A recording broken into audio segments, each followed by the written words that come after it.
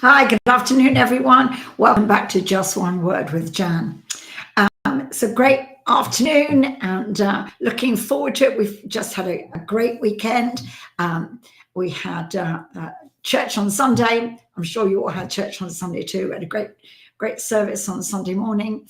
And it's just great, isn't it, when you come together and you meet all the people that you maybe don't see all week, but it's so good to come together. And we also had ground level leaders meeting, a lunch on Tuesday, which was also good.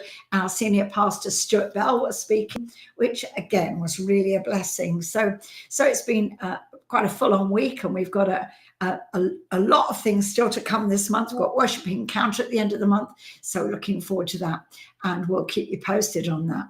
But today I'm really excited because although I've had lots of different people from the church, I've got our location pastor, and I'm sure we'll explain who his location pastor is, but our location pastor, my pastor, on me. So, and I know I keep kind of saying that because I know it's a bit odd, isn't it?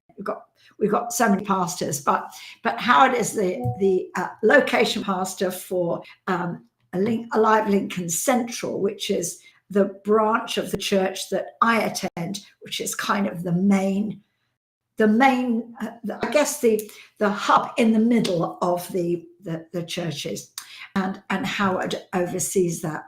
So I'm not going to wait any longer. I'm going to bring him on and we can get chatting. So welcome, Howard Williams. Hi, Jan. It's great. Hey, Howard. Great to be with you. It's great to have you on here. It's great to finally get you on here. I know it's hard to get you, kind of, let me put you that way around. That's better. You can be under your name. Put your name under you. It's hard to nail you down sometimes because you're a busy man, but I'm so glad we managed to get a date in the diary. It's a privilege. Yeah. And so I've known you like 10 years since I moved to Lincoln, but you weren't the location pastor at the time. And you were actually the worship pastor, I believe. Yeah, that's correct. Claire and I, Claire's my wife. We've been married 26 years, and we came to Lincoln in 1993. So we've been there 30 years now, and we both came to study teacher training. We came to Lincoln, to university there, to become primary school teachers here in the UK. That's the youngest age group, 4s to 11s. And yes, we both trained in that.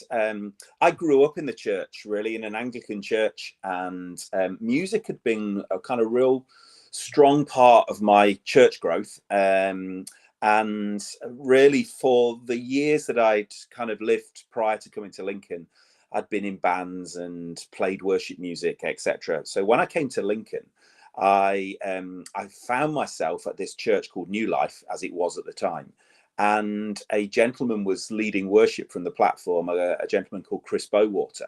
And I'd grown up listening to Chris's albums days before social media. So I didn't even know what Chris looked like. But here I am in the balcony at the time on that very first Sunday I was there, being led by Chris. And I recognized his voice. Then later that week, literally a few days later, I'm in one member of the worship team's house, and Chris has invited me to join the worship team.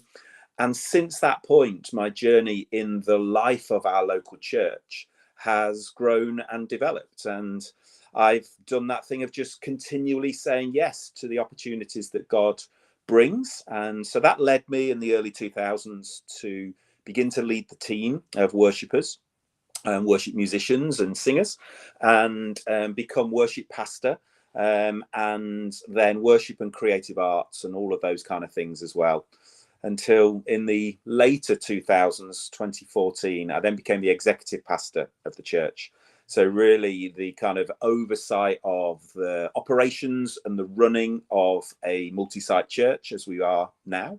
And then in the period of COVID, had a conversation with our senior pastor, Stuart Bell, around how I just heard from God that my future and Claire and I's future really was not in my glib term was not in pastoring spreadsheets, but it was in pastoring people.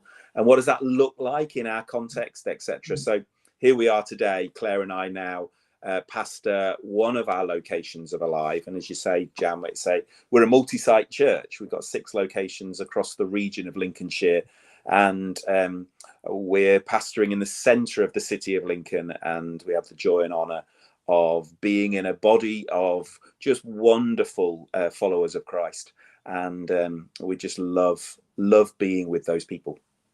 Yeah, and we're blessed, aren't we, the way that God is kind of moving it, that we're going into, I mean, we've always had a smattering of different nations, and there's always been a smattering, but it's really grown now, hasn't it? I mean, they're not just multi-site, it's multinational, it's multi-generational, and it is really a blessing to see. So it must be a challenge to kind of have all those different moving parts and take care of them.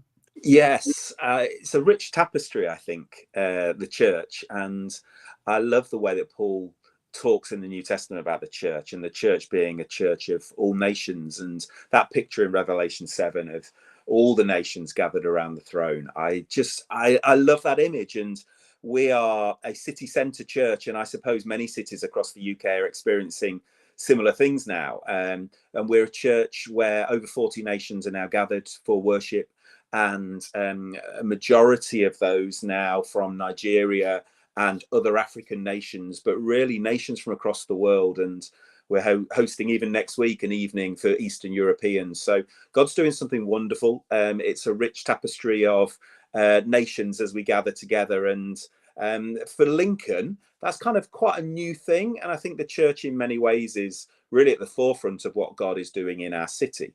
And to see a body of believers that are growing in their diversity, but also the inclusivity that only comes through Christ, is a joy. It's a joy to see. Yeah, I think we're blessed because we do have inclusivity in so many ways, and we've worked at it. I know you've kind of worked at that, as saying we are one body, and so I believe that we're seeing the fruit of that. A question: when you were worship pastor, you were amazing. I mean, I loved you as worship pastor, and not to take anything away from Dave, because Dave is great. Dave Bell, Amen. Awesome worship pastor. He's grown into it. When he first started, it was like, he's a great singer, but, not sure I'm doing this, but I've watched him grow into that role. But you were amazing. And I often wondered whether after you stepped down from that to take on the exec pastor role, do you sometimes look and think, I wish I was up there, because you're so gifted in that area? Yeah, well, we'll get onto some of this, I think, in a few minutes' time.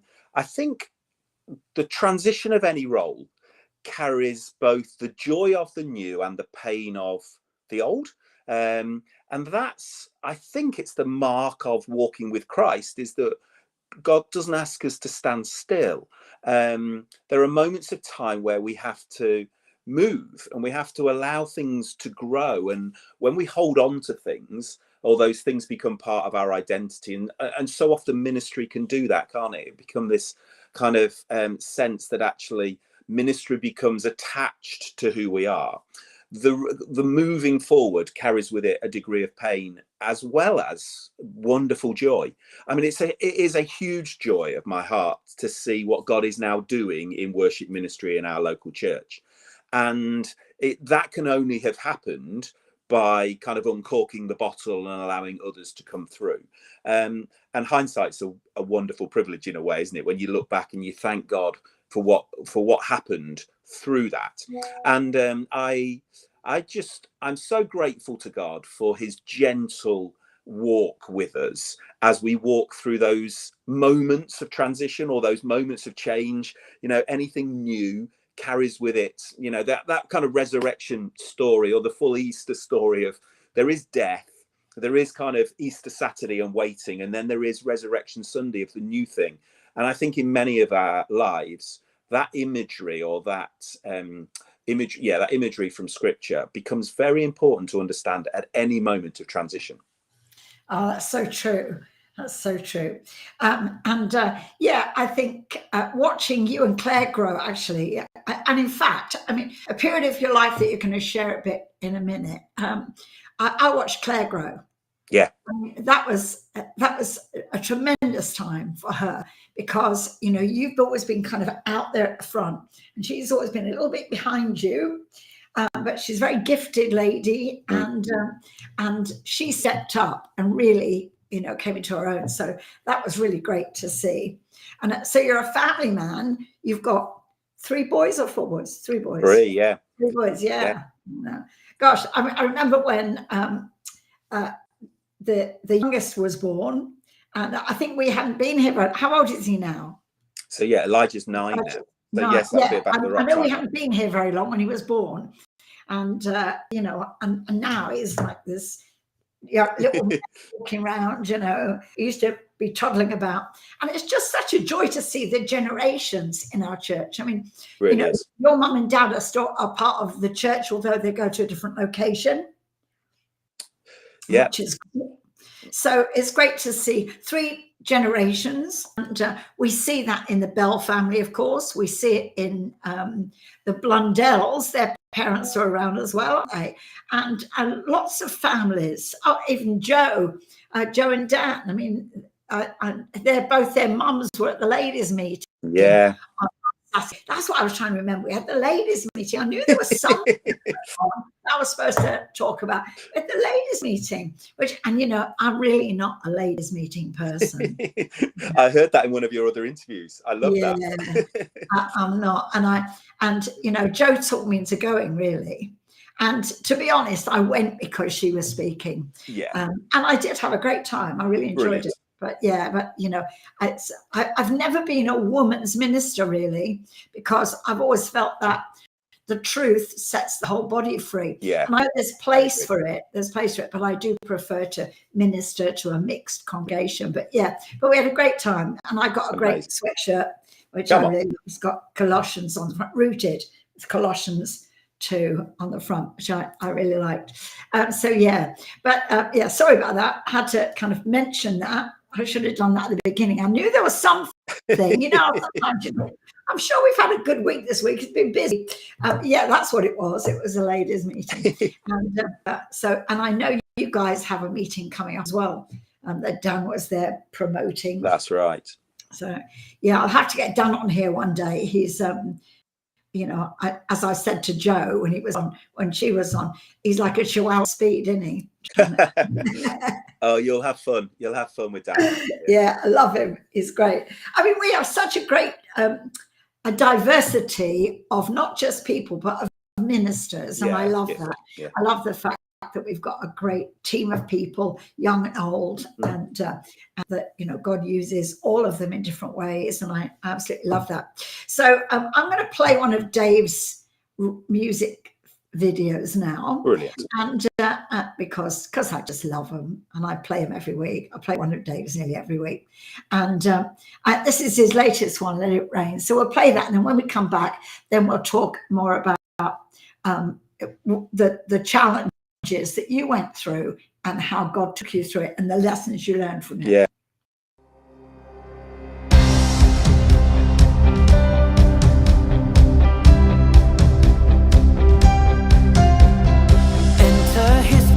With praise and thanksgiving in your heart, enter his courts with praise and thanksgiving in your heart,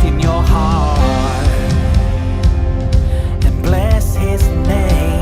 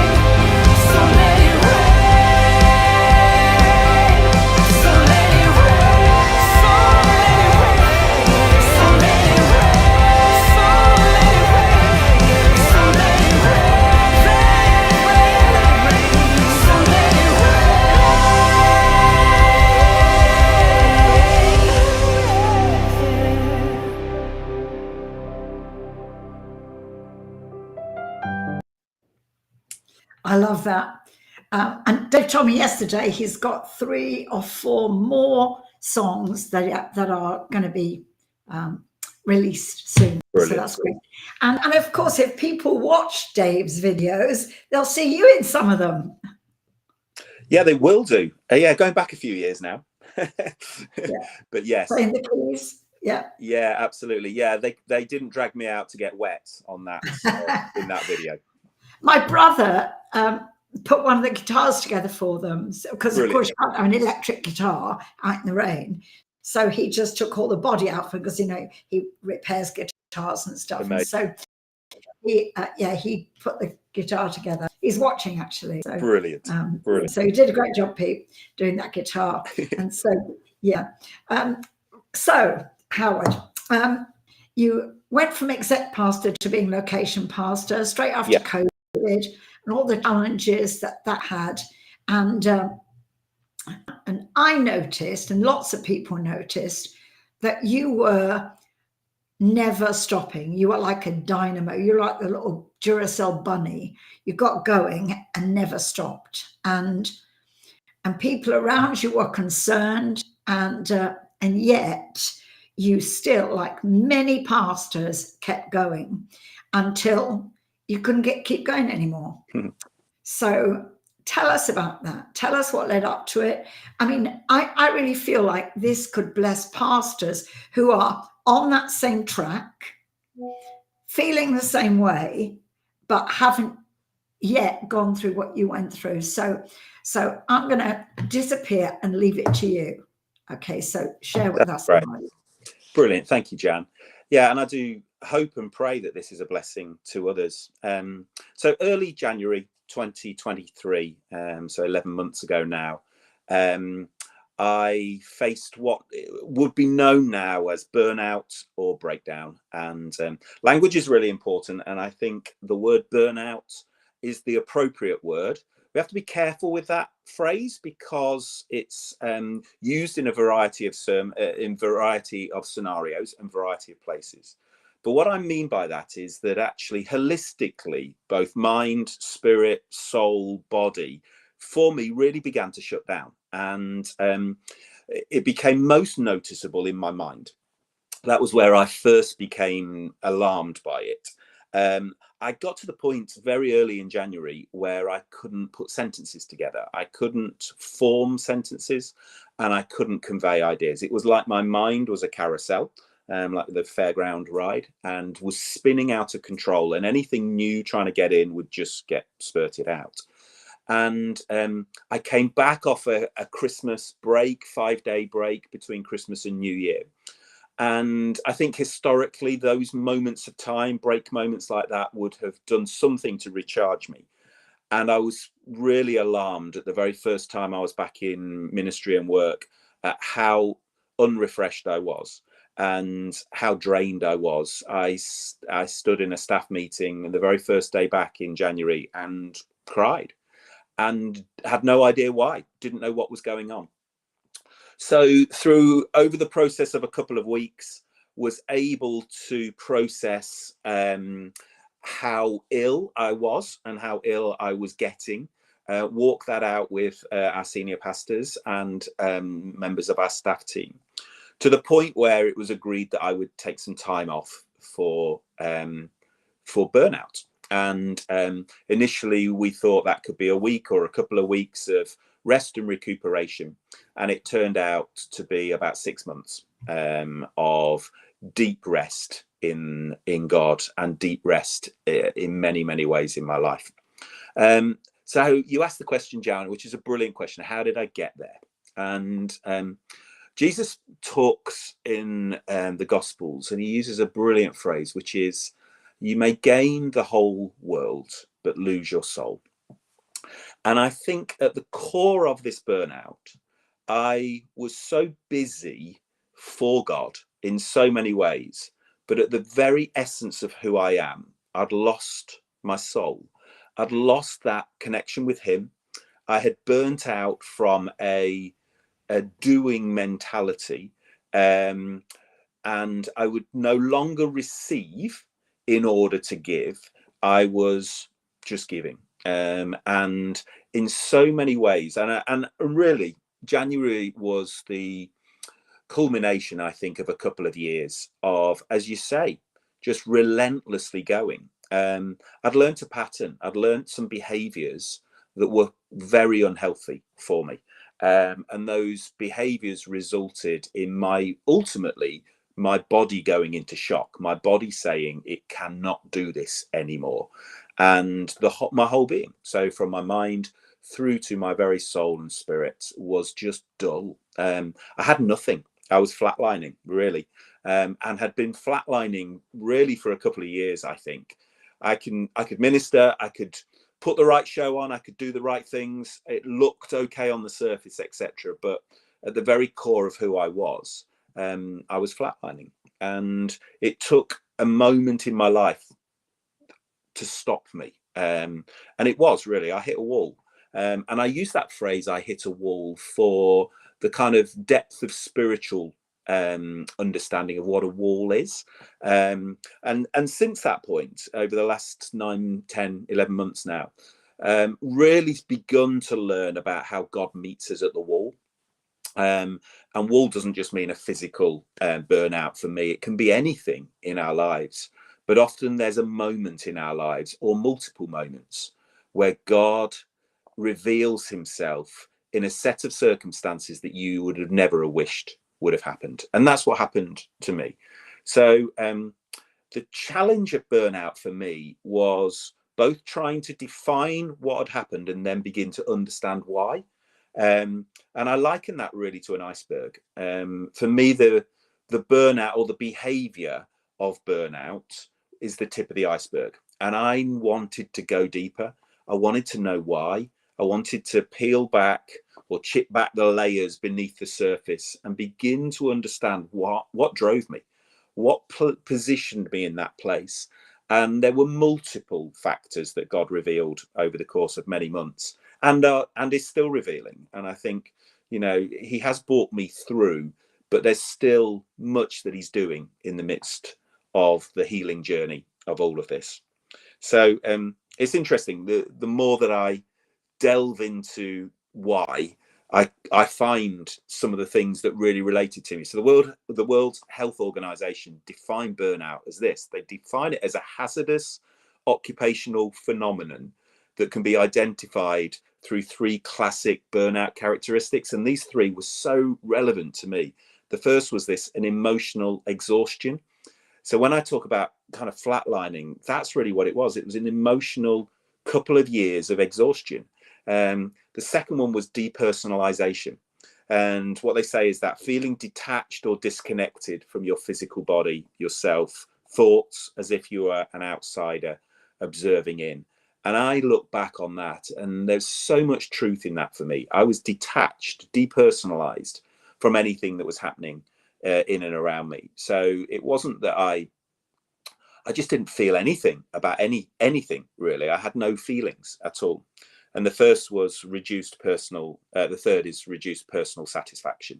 And that would be really true. I didn't enjoy anything. There was no joy really in my life at that moment of time. I was just functioning, doing ministry. And I was a doer. I was very, very known really as somebody who could get things done. And in certain parts of my life, that was celebrated as well. So I took some time to slow down. In fact, I couldn't do anything else. God slowed me down. It was like a full stop moment of time. And over the first month or so, went to the depths, really, very, very dark, very complicated in my thought processes. I think the only thing that I could say that I didn't experience, I wasn't suicidal. And that's perhaps the only experience that I didn't have in that moment of time. But in terms of the depths of depression and trying to understand why this was happening was so confusing and very debilitating.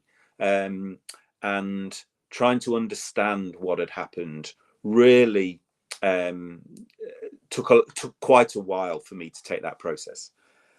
I think the only piece that I could hold on to through all of that was a degree of faith. I didn't have a faith challenge in the midst of it all. I still passionately believed in Jesus. I believed in the work of the cross. I believed fully in the Father being with me, but I felt isolated, alone, and lost, deeply lost in the middle of it. And I think that's probably because one of the layers of the iceberg was really significantly around identity, doing for God in order that I would be acknowledged for something and my identity would be approved, but not approved by the Father, but approved by others. So one of the areas that, as I went below the surface, I really had to understand was the need in my life that I'd built for the approval of people. And church is a brilliant body, but it's also a place where some of these things run rife. And if ministers have any degree in their heart of needing affirmation from people, the platform is an incredible place for that. So the desire for affirmation gets fulfilled when applause comes, or people thank you for ministry, or they thank you for doing. And if the crack in your life is that you need that from people, that ultimately will only ever get fed by a platform. And that ultimately spirals out of control. So what happens then is you enter a platform mentality where you're looking to the congregation to affirm you, and you're needing that. And that was so rife in me. It had become an idol in my life. It was something that was in so many ways a driving force from me, this people pleasing, this need for affirmation. So through the healing process, beginning to understand again that my affirmation is fully found in the Father. My identity is fully found in him. But a lot needed to be unpacked in order for me to then receive that as well. So, yeah, come back, Jan. Ask me. Yeah. No, I was just going to say, I was going to ask you a question. Was there an element of guilt for succumbing to that kind of pressure? I know that some people feel that if they kind of collapse under the weight of it all, somehow they are lacking, and there's a guilt. I'm a minister, I'm a man of faith. Should this happen to me? Why is this happening? Why can't I stand up and do it? Was there an element of that? Yeah, absolutely. The first thing I said to my senior pastor as we process this is, I'm really scared of stopping. I don't want to stop. And I'm scared, I think, because of the responsibility. I'm scared of what people will think of that. I'm scared, as you say, Jan, of that man of faith that in some way looks as though it's failing. You know, I think we hold up sometimes the faith picture that says it's got to be strong. You know, what does strong look like? And in our culture, strong looks like victory and having victory over, and all of that I agree with. I understand theologically victory, etc. But to display weakness or to display a place of vulnerability for me was not it was not a set of attributes I knew what that looked like.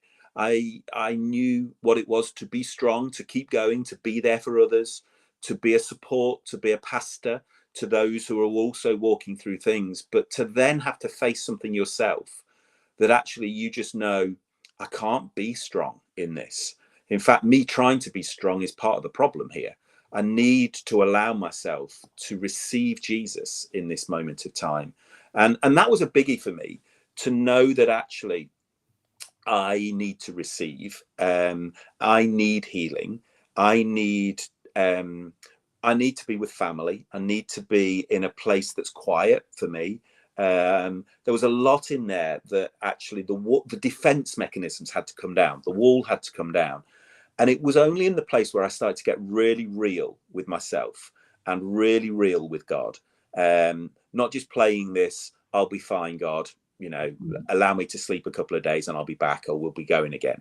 But it was in that place where God deconstructed me, dismantled some of that, the falseness of what I'd believed, and allowed him to put things back in a kind of slow and gentle way again. Yeah, I think one of the sad things in the church is that we don't want people to show vulnerability. We don't want ministers to be vulnerable. We want them to be supermen. And we've kind of built that. And yet there's such power in somebody who is real. And I do think that to be able to show vulnerability and say, this is where you've come through, you stay there, you came through. And that's the period, that's the power, is to say, yes, I couldn't do this on my own. I was trying to do it by myself. Yes, love the Lord. Yes, accept the anointing. Absolutely. But go, go, go. Just for not the wrong things, but the wrong reasons for it. And then to be able to say, stop, let God do his stuff. And now I can come back strong. So, yeah, we'll talk some more about that. I'm going to just play a little commercial. I don't often get a chance to play these. I get carried away. But I'm going to play a little. Looking to deepen your understanding of the Bible, imagine a place where you can dive into the depths of the greatest book ever written, guided by experienced scholars. Picture yourself gaining valuable insights, exploring different interpretations of biblical teachings, and connecting with a community of individuals who share your thirst for knowledge. Welcome to Real Life Bible College, a sanctuary for spiritual seekers, where you can broaden your horizons and strengthen your faith. Our free course is a comprehensive journey through the Bible, from the profound narratives of the Old Testament to the transformative teachings of the New Testament. Consider what it feels like, immersing yourself in ancient wisdom, discovering the historical, cultural, and spiritual contexts that shape the Bible's passages. Imagine the thrill of uncovering new perspectives, challenging your preconceptions, and expanding your understanding of your faith. Real Life Bible College offers you the chance to deepen your connection with the sacred texts, to bring them to life in a way you've never experienced before. You'll find yourself engaged in stimulating discussions, learning from thought-provoking lectures, and participating in insightful group studies. But it's more than just a course. It's a journey of self-discovery, a pathway to spiritual growth. It's an opportunity to explore your beliefs, to ask the big questions, and to seek answers within the hallowed pages of the Bible. Remember, knowledge is the foundation of faith. The more you understand, the stronger your faith becomes. Don't miss out on this opportunity to expand your knowledge and grow in your spirituality. Enrich your spiritual journey. Enroll now in our free course at Real Life Bible College. Visit our website at www.reallifebiblecollege.com. This is your chance to delve deeper, to seek, to learn, and to grow. Remember, the journey of 1,000 miles begins with a single step. So take that step today. Your journey awaits. Yeah, so every now and again I have to play a little commercial. Love that. That's great. So, yeah, it sounds amazing, doesn't it? It does. Did you notice the voice kind of sounds a little bit like Denzel Washington? It was a good voiceover voice, wasn't it? It is a very good voiceover voice, yeah. That's the power of AI, actually. Yeah, you can tell them what voice to do it in, which is quite fun. Incredible. So yeah, right. So you were really overworking, doing too much. I mean, and you were doing a lot more than your role required. It wasn't just, overworking in your area, was it? It was doing everything, overseeing everything. Are you a little bit of a control freak, or were you? That's a great question. I think there is a degree, and as go below the surface, I think there's a degree of perfectionism in me that needs to be submitted to Christ. And I think the word control has become was very important for me. Becoming a control freak, having control over others, I think is less important was less important regarding controlling others in terms of behaviors or actions, etc. But being in control of things, I did hold as a very high value system internally, I think. And lots of things fed into that as well, which for me, when things started to get out of control, then become challenges to that value system. One thing I learned as this part of the process is that for those of us who are involved in pastoral ministry, caregivers in many ways, there's kind of three areas that we need in our lives to allow us to understand that what we're doing is of worth. And the first is value. We need to believe that what we do is valuable. The second is responsibility. We need to carry the right level of responsibility. And the third is reward. We need in some way to understand the reward of that role. And I think COVID had a lot to play in how pastors felt about the role that they were doing. You see, over time, the question about the value of it really got questioned in many, many ways. You know, the things that we held as our value system, being able to gather people, being able to lead a church, that you know the people are with you and are there. When people are scattered, that brought a whole set of challenges to people's value system. Then the responsibility, knowing that what we're doing carries a degree of responsibility. I think post-COVID, all of that kind of, will people come back? Won't they come back? You know, what will people think? Will they want to be in the room? And all those sort of things. Responsibility shifted in many ways. And that was a challenge. And then the third was reward. And COVID was a really interesting period of time. We've got in a wonderful, wonderful church alive. And so many people were so grateful for the work the church was able to do through that. But also through that period of time, you know, there was so many disagreements, not necessarily in our church, but I think nationally and internationally, in terms of what to do next. And therefore the rewards kind of diminished. And I think through it all, as pastors, there's been a really low ebb of the worth of what we've been doing. And we've had to kind of understand that our value system and our responsibility and our reward system comes from the Father, not through the work that we do. And for me, that was a biggie, really. So control was a big part of what I did, and learning to give away control, learning to give that to others. And as you said, Claire flourished in this season because in many ways she was given responsibility that before that I was holding from her in many ways. And I did that in other departments as well, holding back responsibility from others who could step up into those areas. So learning to live differently post this this moment in my life is the new challenge for me. Yeah, and not falling back into, because when you're a bit of a perfectionist, because I'm a bit like that myself, it's very easy to say, oh, I'll do it, I'll take care of it. Yeah, because I know I can do it in 5 minutes. What you're taking 15 to make a hash of, I can do it in 5 minutes. And it's really hard, isn't it, to step back and go, no, that's their responsibility. They're doing it.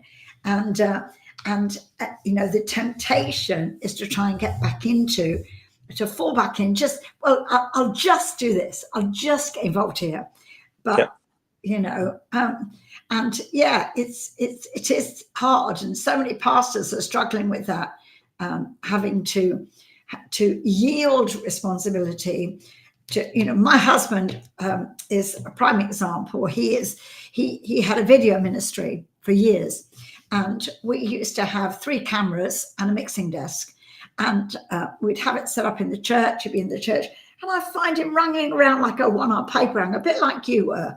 And I say, where's so-and-so? Because I raised some volunteers for him. Oh, by the time I've told them what to do, I can do it myself. And I said, that's not the point. You take the time to teach them to do it so that you don't have to do it. And he finds that so hard. He still finds it hard. And I had to learn that the hard way. And I think you've had to learn it the hard way too, haven't you? Hugely. Yeah, absolutely. And it's, you know, I think pastors, we teach this stuff all the time. We talk about it all the time. We're experts in the understanding of what needs to happen, but the actual implementation of it is more complex and more difficult often, isn't it? And I think there's value system stuff that's based in that. What do we get our values from, etc. I knew for me as well that some of what my challenges were how I was also relating to authority. So a lot of what I was doing was in order that I would make sure that things went well. So just this whole kind of sense of actually, if I'm in some way in control of it, I know that it's going to go well. I didn't want others to feel like they were going to fail or fall over and those sort of things. But it's ultimately, all of that's false. All of it is a bit of a fallacy, really, because unless we allow people to make the mistakes, unless we allow people to grow, and unless we allow people to develop and create culture for that, we ultimately are corks in a bottle. So things are slowly dying behind us. They're not growing. There's no life ultimately in it of long-term sustainability. And we're here. I love our legacy ministry. We're all here to leave a legacy. We're here for the next generation. And I think I've had to deeply learn that. And it's a continual journey for me to continue to learn that. And there are moments, of course, I think you brilliantly said it, Jan, where sometimes, it's not going to be quite as good as you think you're doing it. But I think we as pastors have to change our value set to a more long-term thinking and actually change what we're holding as the metric for good. Because the metric for good may not be a perfect service at that moment of time, but maybe the metric for good is the development of the number of people and the skills that they're bringing. And I think if I can change the metric of what I am holding as well done or good, then I can assess something in a different lens or through a different lens. That's brilliant. That's so good. And I think one of the things that you're really spearheading in the church is developing more and more people in more and more roles. And I love that. I love the fact that we've got people at all different levels, all different ages, all different skill sets, doing a lot of different things. And that's great. Getting people up, for the first time, just to read something, it's just great. There's a lot of inclusivity in the church, and I think that's lovely. And getting the kids involved as well, that's great. Yeah.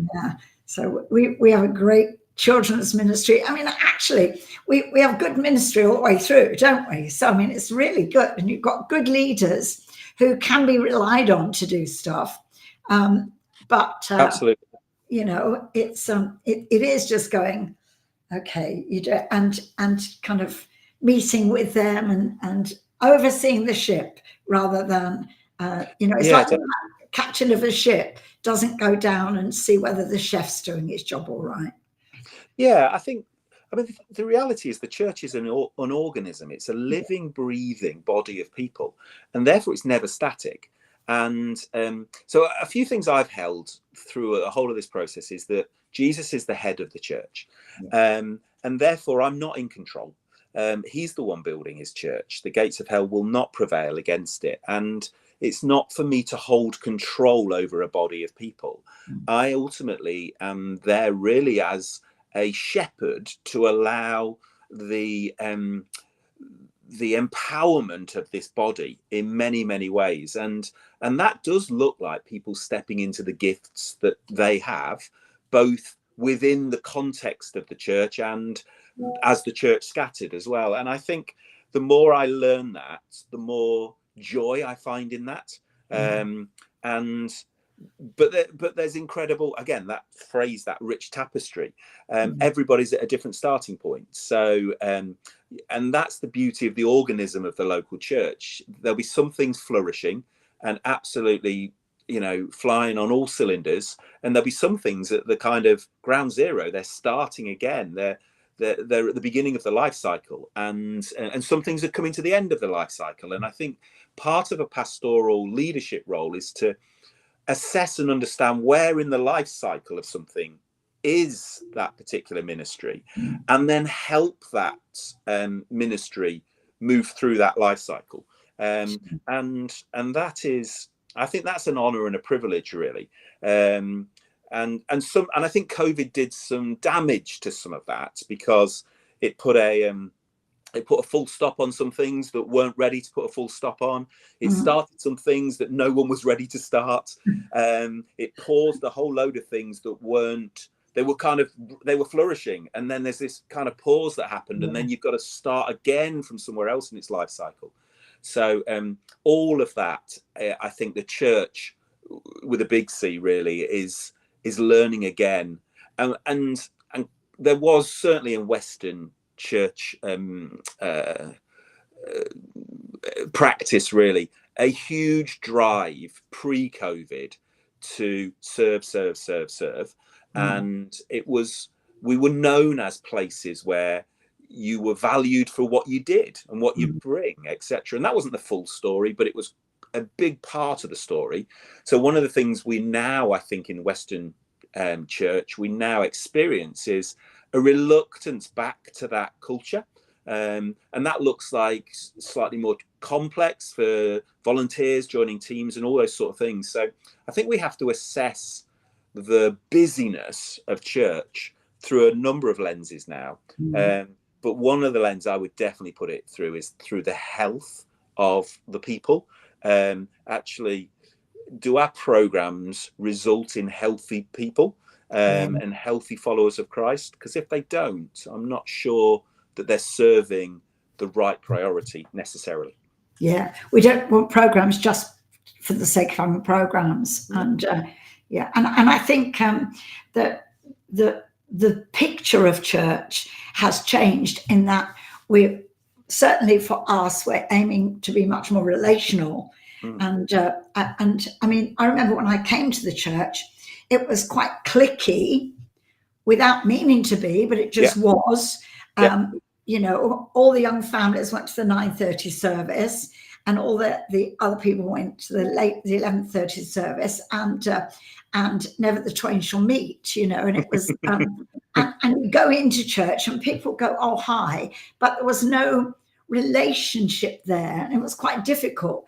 And I know, talking to people, that certainly wasn't what they wanted. But I think since COVID particularly, and on purpose, I think you've led us into that. Let's be more relational. Let's be much friendlier, and having the lunches and encouraging people. And I think that's a healthier church. Yeah, I agree. I think the program-driven church are seemingly of yesteryear now. I mean, programs are still important, and activities are still important. We still have to host those things. But I think, once again, a return to a New Testament image of a church as a body, a church as a family. Those kind of images for us have really resonated again. This understanding that when one of us is absent, we're lacking. And every one of us plays our parts. Paul and Joy, some of our location pastors in the north, use an image of, you know, we're a family, not a restaurant. This sense that actually when we come together for the meal, whatever the meal looks like, we all do something. We all bring ourselves to that, rather than we come to be served by others, etc. And this, I think that's it's certainly a warmer culture that we're trying to create behind the scenes. And I think the piece that you've talked about, Jan, about multi-age, I think, you know, about our eldest congregation members of 96, 97 now, through to this Sunday dedicating 5 babies. And that genuinely is the image of our church. They're not the extremes. This is who God is bringing to us at the moment. So multi-age, but also multinational or multi-ethnic, I think reveals to the world an image of family that isn't solely the nuclear family. It's something that is a biblical picture. And that thrills me. It thrills me to be part of a church that isn't solely about one demographic in one place. And I'm not knocking that, but for us, it's the fuller picture, as you described, you know, about men's and women's conferences, etc. It's that kind of God came for both Jew and Gentile. It's this sense that actually we are joined together in Christ, every nation together under him as one new nation, one kingdom that has come. So yeah, there's something brilliant in that, and anything we can do to just be a part of facilitating that, I think is a joy. I love it. I love, you know, I've been to Africa a few times, so, you know, I've got Nigerian names, so, you know, and I love it. I love that the culture is coming into our worship, just not taking over. And, you know, I think that's something that requires managing. And that's your job, really, is to kind of manage this whole mix so that it doesn't become totally absolutely, you know, because we still do have some, especially older people that are, you know, they don't even know what to call somebody that's a different color, you know. And so you've still got those people to minister to, plus you've got the young people, and we have students. And I love the fact we have such an amazing student body in our church too. And they're all from all over the world, you know. It's amazing. That's brilliant. So I think the prophetic image that was given to one of our pastors, Pastor Lannery, 10, 15 years ago now, is an image that we've picked up again more recently. And he had a dream that he saw two hands. In one hand was charcoal, in the other hand was yam, and representing black and white. And the image in the dream was that these two substances were placed into a pestle and mortar. And as the hand then grinded the charcoal and yam together, what came out, the overflow of that out from the bowl, was gold. So it didn't result in grey, it resulted in gold. And I think we've held quite strongly now to this image of what does gold look like. And it doesn't look like just being one nation. It doesn't look like just being British, white British, or being African. It actually looks like multi. And this wonderful sense of what it is to be together, be joined together. So we're working towards that. And I think you're right, that we're starting to see some of the fruit of that.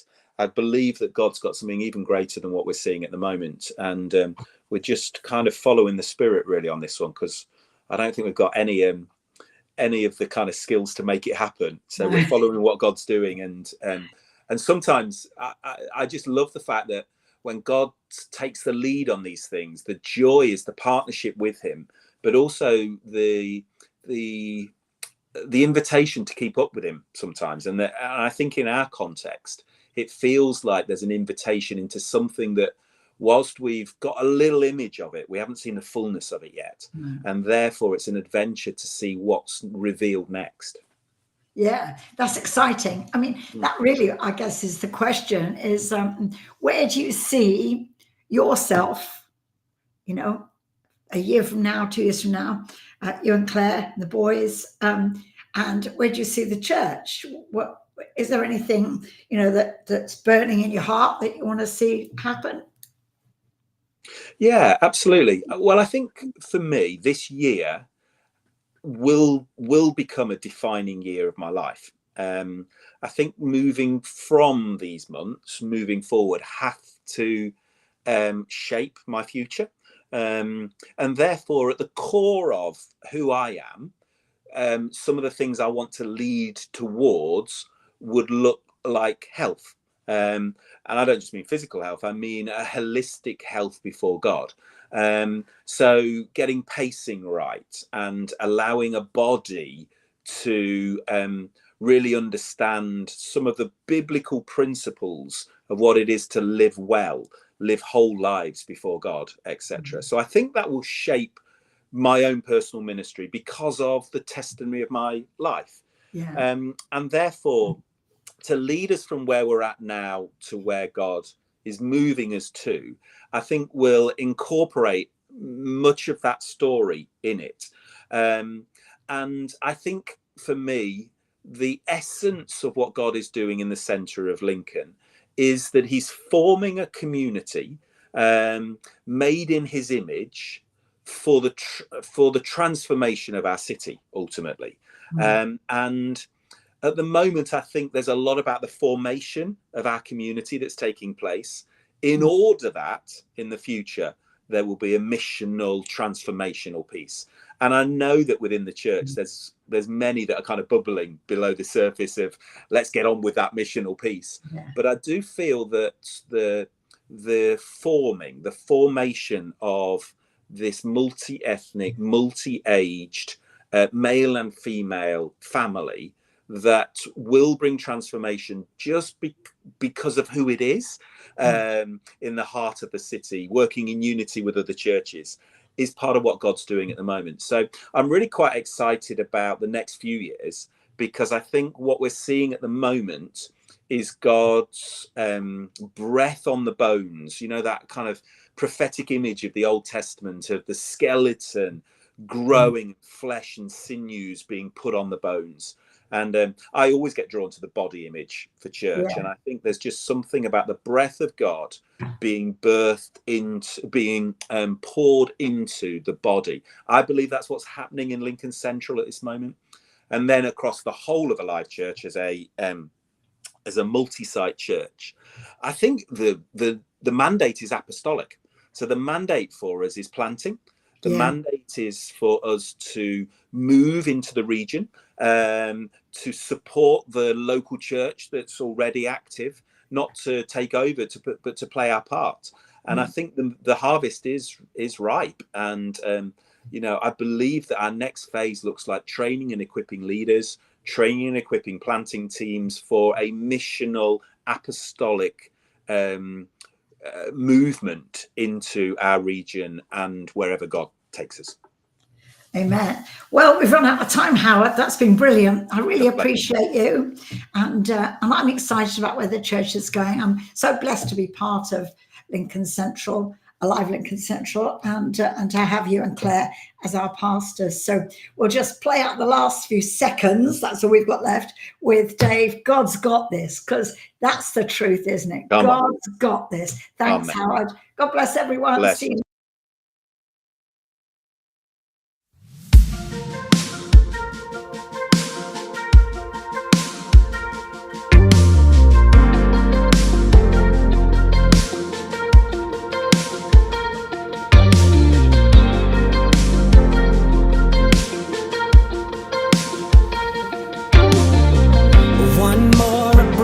Step, I can't see the summit yet. This mountain seems too high to climb. I've already faced my mountain, I've come down the other side. Lord, this one surely can